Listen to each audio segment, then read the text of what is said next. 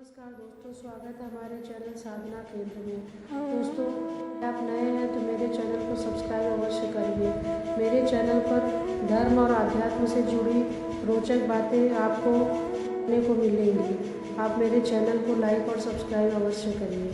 तो कार्तिक मास हिंदू धर्म में पवित्र मास माना जाता है। इस मास में यदि हम भगवान विष्णु और माँ लक्ष्मी की पूजा करते हैं तो हमारे समस्त पाप नष्ट हो जाते हैं। इस माह में दोस्तों माँ तुलसी की पूजन का भी विधान बताया गया है। कार्तिक मास के व्रत कथा के दूसरे अध्याय में भगवान ऋषि सुत जी नारद जी को आगे बताते हैं कि भगवान कृष्ण ने बताया कि जब गुणवती के पति और तो ही राक्षस के द्वारा मारे जाने का संवाद सुनकर पिता और पति के क्लेश से दुखित होकर करुण विलाप करने लगी। हाय नाथ, हाय पिता, आपको त्याग कर कैसे जीवित रहूँगी। मैं अकेली कन्या हूँ, आप लोगों के बिना असहायिनी हूँ। मैं अब क्या करूँ। अब मेरे भोजन और वस्त्र आदि की व्यवस्था कौन करेगा। घर में स्नेहपूर्वक पालन पोषण कौन करेगा। मैं कुछ भी नहीं कर सकती। मुझ विधवा की रक्षा कौन करेगा। मैं मूर्खा कहाँ जाऊँ, कौन मेरे दुख को दूर करेगा। मैं कहाँ रहूँगी और क्या करूँगी। हाय देव, मुझ पर ऐसा कोप हुआ, अब मैं कैसे जीवित रहूँगी। मैं बड़ी पापी हूँ। कृष्णचंद्र जी ने कहा कि इस तरह रोती हुई वह मृगी की तरह व्याकुल होकर अपने को भाग्यहीना, असुखी, आशाहीन, जीवनहीन कहती हुई बोली कि अब मैं किसकी शरण में जाऊं जो मेरे दुख को हरे।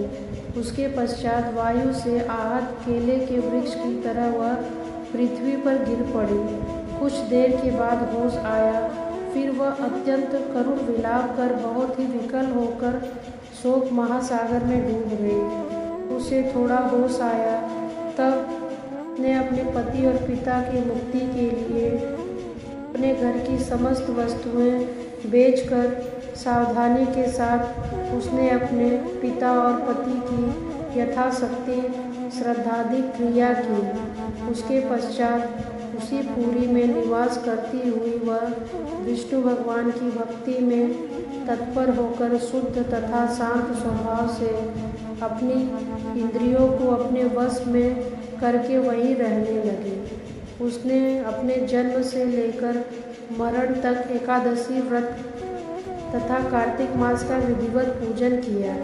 हे प्रिय, ये दोनों एकादशी और कार्तिक व्रत हमें बड़े ही प्रिय हैं। भुक्ति, मुक्ति, पुत्र और संपत्ति को देने वाला परम कल्याणकारी पवित्र व्रत है।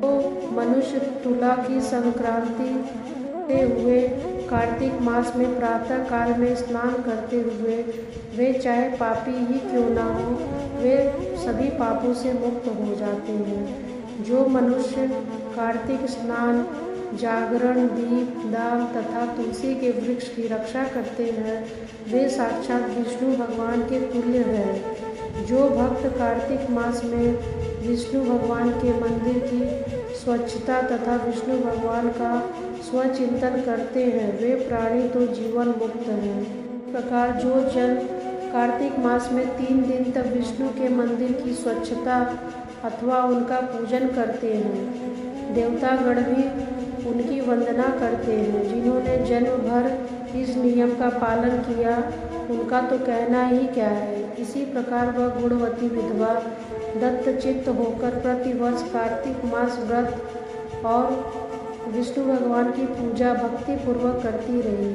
हे प्रिय, एक बार वह रोग के कारण दुबली हो गई तथा ज्वर से पीड़ित होने पर धीरे धीरे किसी प्रकार गंगा स्नान करने को गई। वह जल में ही स्नान करने निमित्त उतरी और जाड़े से कांपने लगी, विकल हो गई। तब उसने आकाश की ओर से आते हुए विमान को देखा जो शंख, चक्र, गदा और पद्म आदि विविध शास्त्रीय सुशोभित विष्णु भगवान रूप धारण करने वाले थे।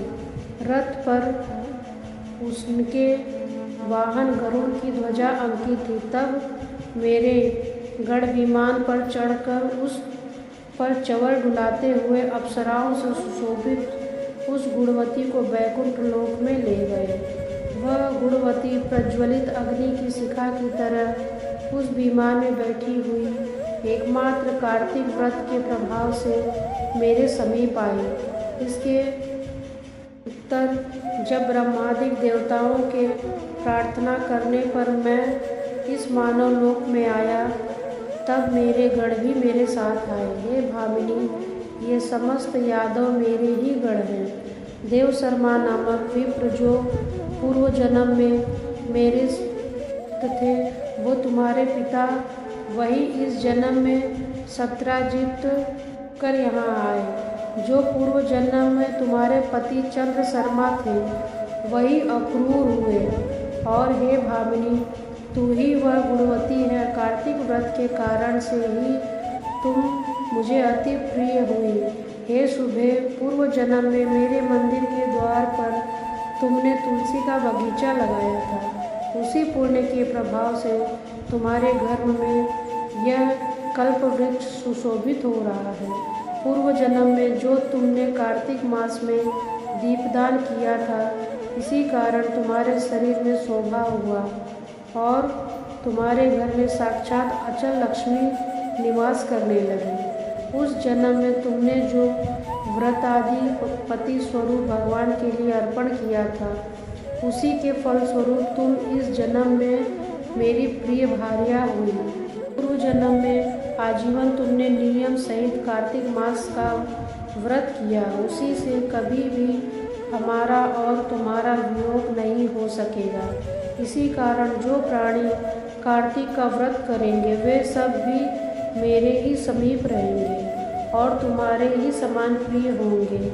यज्ञ, दान, व्रत तथा तपस्या करने वाले मनुष्यों को जो फल प्राप्त होता है, वह कार्तिक व्रत के पुण्य का 16वां भाग भी नहीं होता है। श्री सुत जी बोले, इस प्रकार सत्यभामा श्री कृष्ण भगवान से अपने पूर्व जन्म संबंधित पुण्य के प्रभाव का वृत्तांत सुनकर प्रसन्न हुई तथा सारे संसार के आदि कारण भगवान श्री कृष्ण को प्रणाम कर बोली। तो द्वितीय अध्याय यही समाप्त हो जाता है। मान्यता है कि कार्तिक महीने में नदी स्नान, व्रत, दीपदान, भूमि शयन, तुलसी पूजा, प्रिय संयम, दान आदि करने से भगवान विष्णु का शरण प्राप्त होता है। जो व्यक्ति कार्तिक मास में नियम का पालन करते हैं, उन्हें वैकुंठ धाम प्राप्त होता है और